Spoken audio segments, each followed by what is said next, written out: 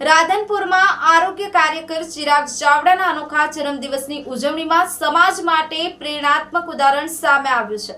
Radhanpur SDH hospital ખાતે ચિરાગ ચાવડાએ પોતાની વિશિષ્ટ પરંપરા હેઠળ આ વર્ષે પણ 60 જેટલા ટીબી દર્દીઓની કઠોળ કીટ વિતરણ કરી તેમના જન્મદિવસની ઉજવણી કરી હતી।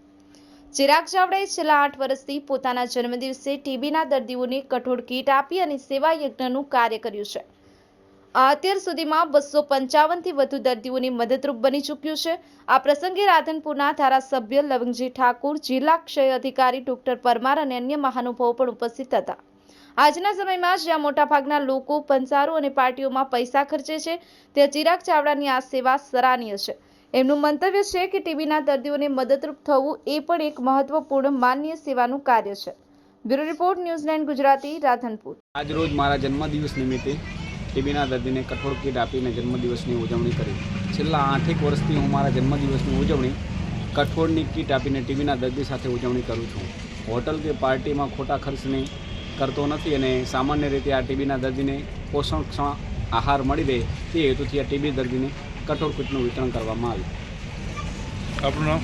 મારું નામ ચાવડા ચિરાગ, આરોગ્ય કાર્યકર।